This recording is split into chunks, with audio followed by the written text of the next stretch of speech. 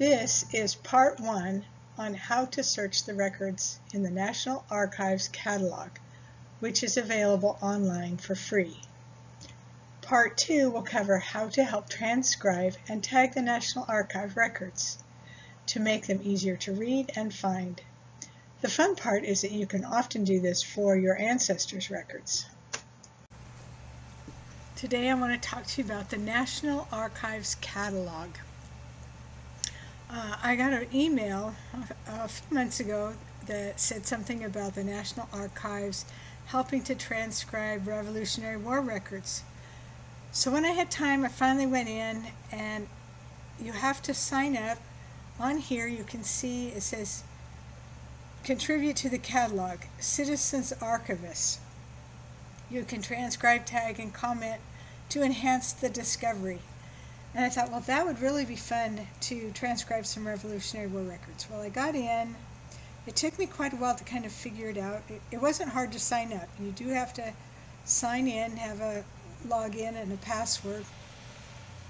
So if you just follow this, the Citizens Archivist, you can do it. That's pretty easy. And I'm going to divide this video up into 2 videos. The first one is just going to be using the National Archives catalog. The second one will be how to transcribe and tag records. So I want to show you some of the records. First of all, if you type in National Archives, this is what you get, National Archives. And this is a wonderful site for information. But it's not like the catalog. Over here in the catalog is the actual records that the National Archives has, that they have put online, and some of them are transcribed, and many of them still need to be transcribed. So I'm going to show you this National Archives catalog. So make sure you go to the catalog, not just the National Archives. This one here. Go to National Archives catalog. So I want to show you here, one of the first things I did, I have a lot of Skaggs, one of my family names. So I've typed in Skaggs and Revolutionary War. I think that's how I found it. Okay. Oh, I clicked on Advanced instead of the little search engine right here. Okay, and Archibald Skaggs was the first one that came up. So I'm going to show you that record, a little bit about it. So here's Archibald Skaggs. You can see right here it says transcription, not started. Tags, none, no comments. Extracted text. Oh, there's one. And I think that means that this is put up here. They have actually put the record online so you can look at it. It's in cursive, so for me, I can read it. This first page, it says his service was in Virginia, Skaggs Archibald, and his service number. So there's 20, if you look down here, it says 1 of 27 records, so there's 27 records. So you can click here on 2, or you can type in 2, or you can say next. Now over here you can make it bigger and smaller. And then I'm just going to drag this record down. See if I can read any of this. I scrolled with my mouse on that. Archibald Skaggs, I can read that. And this says Kentucky. So he probably applied for a pension from Kentucky, but he served in the Revolutionary War when he was living in Virginia. Here's Virginia, VA for Virginia. This is a county in the state of Kentucky, that's KY, who was I'm not sure what that says, in company commanded by Captain Taylor of Regiment, R-E-G-T, Command, by Colonel Proctor in Virginia. There's something about $25 here, inscribed in the, I don't know, I haven't done enough of these. I'll get these down. Kentucky. Something dollars, cents per annum. 4th day of March 1831. So this gives me a date. It appears that he's still alive in 1831. Okay.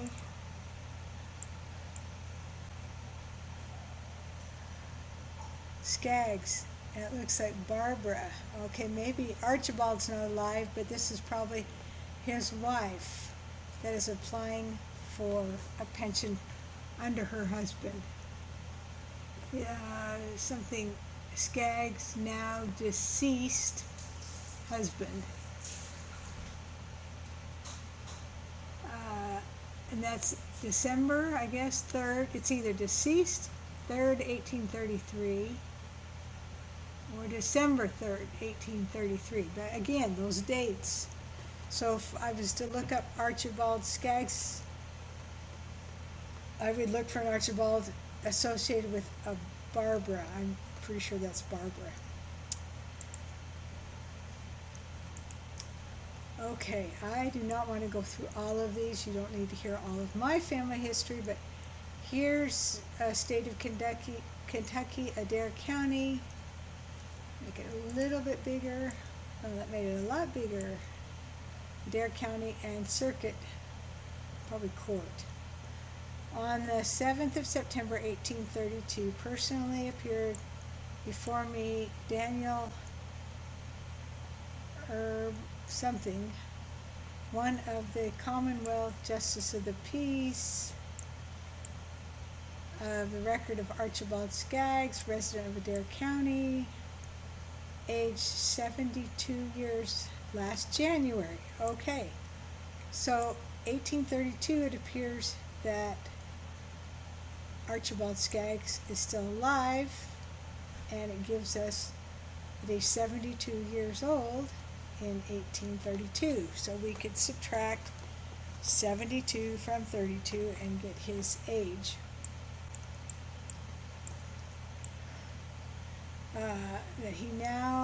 That he was born on the 1st of January. Okay, he's born 1st of January in the year of 1759. It doesn't say the county, in South Carolina. And my parents moved to Virginia in Halifax County, and then moved to Little River near the New River. Brothers in the something Boston County, and afterwards to Montgomery County about the year 1779. I was something in the militia to do in town of duty of Colonel Preston, and John Taylor was our captain. Anyways, so you can see, I mean, there's 27 pages. I'm not going to go through all of this, but what wonderful information is here, and they're really trying to get these Revolutionary War records transcribed. So once they're transcribed, you will see the transcription over here. You won't have to read this cursive. So if you find somebody that you think is your family, if you can't read it, you can copy it off. So let me go up here.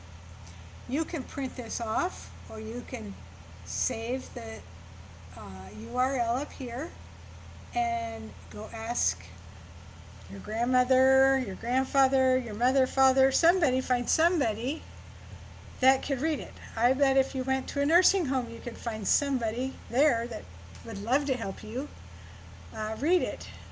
The problem with printing it is you can't make it bigger. So if you had like a tablet or something and you could put it on there and then take it to somebody where you can make it bigger to read, make it easier, then they can help you transcribe it. And if they just transcribe it on paper, you know, they'd read it for you. You could write it down, you could transcribe it here, which is the next video on how to add the transcriptions. Okay, that was one of my first finds. I at first was really having a hard time finding records to transcribe till I realized I could just search in the catalog. Let me go, because I want to show you National Archives catalog, okay.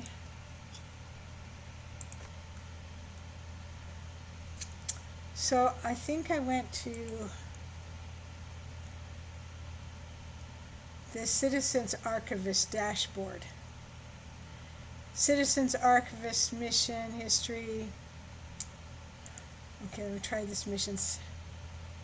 So here was these join this transcription mission. So I kept looking all through here trying to figure out, okay, how do I do this? How do I transcribe records?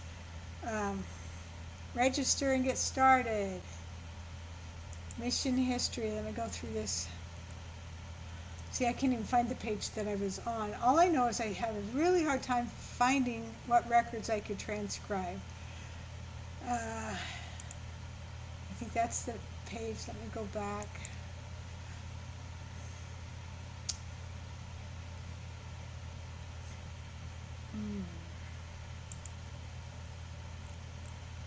Here it is, right down here. So I finally found they have these records that you can do. You can do inmate cases. These are the different files that they, I guess, are trying to have transcribed. And I really wanted to do Revolutionary War records, but I really didn't see anything here. This one is Don't Leave Us Behind, and I actually had more luck finding records here that needed to be transcribed.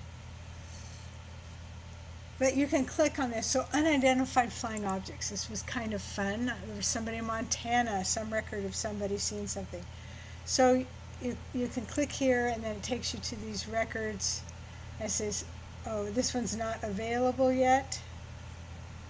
I don't know. Or a transcript. Oh, sorry. It says available. So I could go to page 2 and I could transcribe this because it says it is available. But then I discovered that I could go to this catalog and just type in any name. So I am going to do Kephart. That's another one of my family names, and I did Revolutionary War. I think the very first person that came up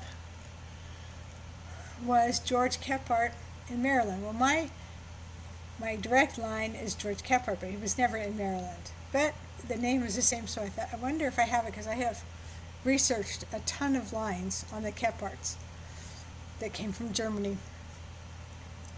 So I went to George Kephart, and again, see, this one says not started. Okay, so nobody's done this record. It says image 8. 3 search terms found. Not sure exactly what that means, but somebody's gone through and put in some kind of search terms on page 8, image 11, and image 13. Okay, I wanted to do his because, okay, this tells me that he was in Indiana, okay, when he applied. George Kephart, and this gives me different spellings, and Kephart is often spelled with just an I. I've actually never seen it K-E-I-P-H-A-R-T. Gebhardt is also, but he was in Jackson County in the state of Indiana. He was a private in the regiment, and he, under Colonel Smallwood of Maryland, and he served for 1 year. So that gives me a little bit of an idea. Let me give, I think I have it on another, yeah, okay. Let me bring this over here. So I found George Kephart in Family Search. Now it says Johnson, Indiana. Let me see if I've got it. Yeah, sorry, I'm going to bring this one over too. So when I did it, I found George Kephart, and this is about the right time frame, I think. And it said he was married in Kentucky. It says he was born in Pennsylvania, but Pennsylvania is right next to Maryland. And then his death was in Johnson County, Indiana. So I kind of looked to see if there was a George in Jackson. I mean, it says Jackson County. I looked to see where Johnson and Jackson counties were. They're not real close, so I'm not positive this is the right Kephart, but I think it might be. So I'm going to put this down, move it out of the way over here on my other screen. And so I had on George Kephart that he was born 1754. Okay, and then I think, let's see how many pages we have here. Okay, move this down. There's 20 pages. So let's just go next. Okay, now here we get into, okay. So here we have, he's in Jackson County in Indiana, 24th day of June in the Second Circuit, circuit of the state, anyways. June term 1820. Okay, I wrote things down. I think this is the page. Jackson County Regiment. He's a private under Captain George Streckers. Okay, certificate. He has a certificate number here.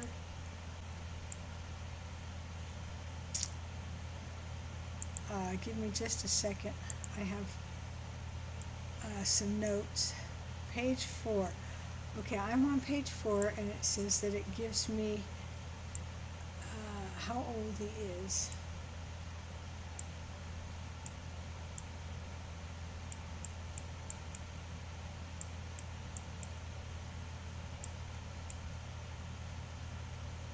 Okay, I thought it was page 4. Maybe it was page 5.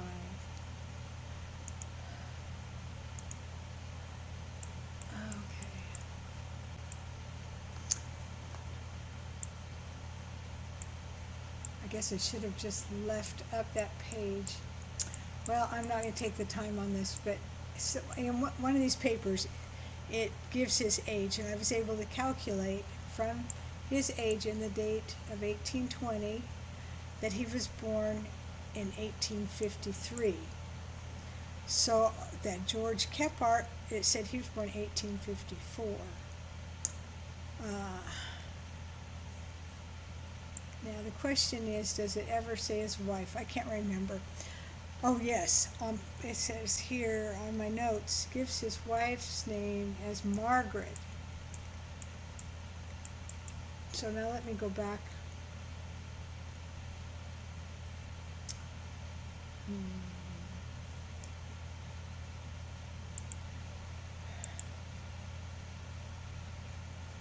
Okay, let me bring this back over here. His wife is Dolly Margaret. Okay. So I'm pretty sure this is the correct George. And here it is, George 1854. So once I will go back in and transcribe these records and I have that data, then I will bring it up and put it in the memories. Let's see what's here. Some military record, it looks like, is already there, and there's a source. I added a source, some Revolutionary Soldier record. So I'm pretty sure I have the right George Kephart, and I will go in, because I've already signed up. I will come back and I will transcribe every one of these pages. That way, when anybody else comes in, they will be able to read it. It will be typed up and they will have that information. Now I want to do one more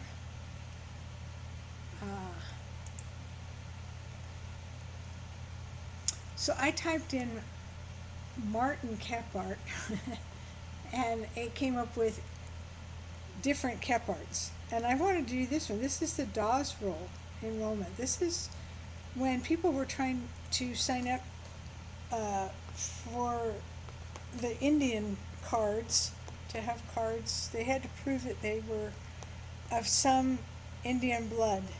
And I found this Jacob. Is it Jacob?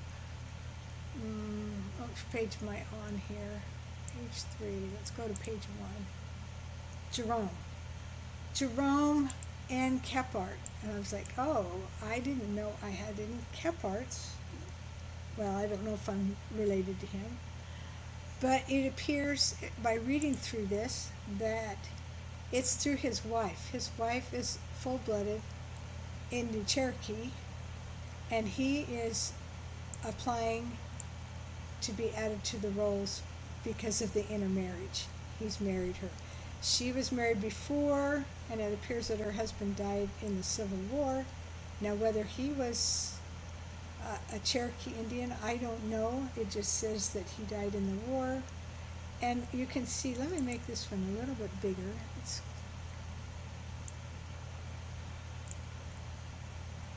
I can make, let's see, I can move this. There we go. So this one is typed. So this one, most anybody can transcribe this record because it's typed, and you would transcribe the whole thing. But it says Jerome Newton Kepard, and it has a D. How old are you? He's 63 years old. And this looks like 1900, so we can figure out his birth date. Who do you want to enroll? Myself and my wife, and then it gives his wife's name as Ruth E. Is she a citizen by blood? Yes, sir. I don't know if she's full-blooded, but that's where the Indian comes in. How old is she? She's 70. So he's saying he's 63 and she's 70. She's older than he is.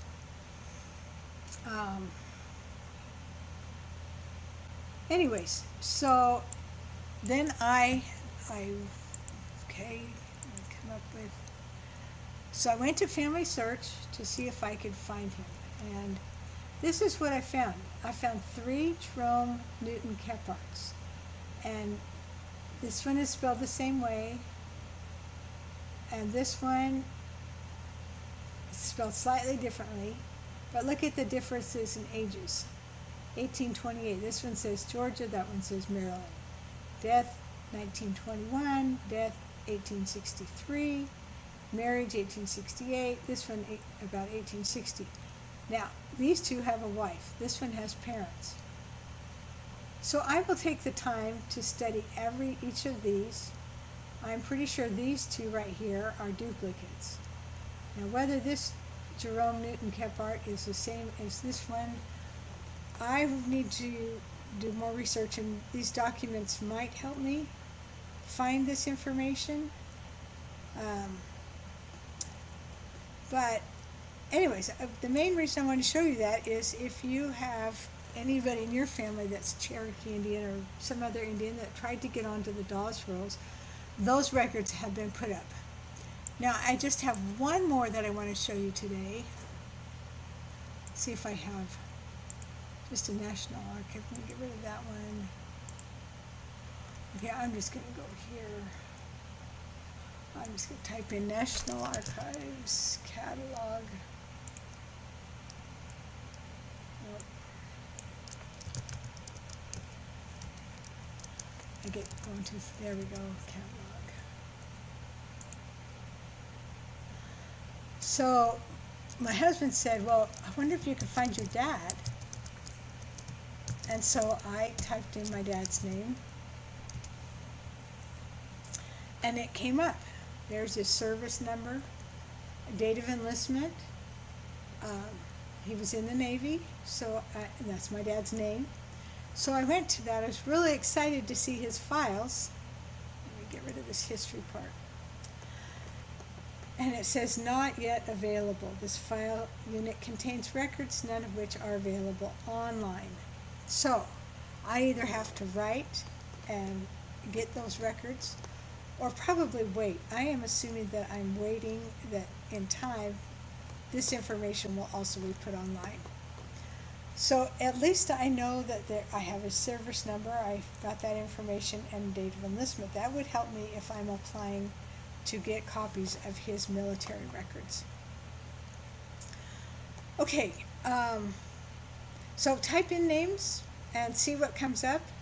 I think they're starting with the Revolutionary War records. I think most of those are online, but many of them need to be transcribed. And it's more interesting to transcribe them on somebody that you know. These other records, these later records, I assume will be put on at some other time in the future. Now, my husband's father also served and in World War II, and he did not come up. So either his file, they're just at least putting this information up, and it's not yet even online, the information on it. I'm not sure why his records didn't come up, but I think just have to wait. But the one thing I wanted to tell you is up here is you can print this information, like the records that we were looking at, you can print it, you can share it with others, and then there's this option to highlight. And I haven't used that yet. I guess you could play around with that if you really want to. And maybe that's what I should have done on George Kephart on the information that I had found, is maybe I could highlight it so I could have found it faster to show you. Anyways, it's getting a little long, but I am so excited about these National Archives catalog. As a teen, I used to go with my mother to the archives, and later on, when my husband would say, I'll babysit the kids, what would you like to do to give me time alone? I'd say, I just want to go to the archives. I would go and spend hours at the archives searching through records on microfilms. And I'll tell you, having this online and being able to find it so fast, I am just thrilled, because this is so much faster than turning those microfilms and trying to find something on an index and then go and find it on the film. Anyways, I hope this is helpful. I hope that many people will get excited and find information, and that we can get a lot of people transcribing the records. The more people that get in and transcribe, the faster we're going to have it where everybody can read it. Anyways, thank you for watching. I hope it's helpful.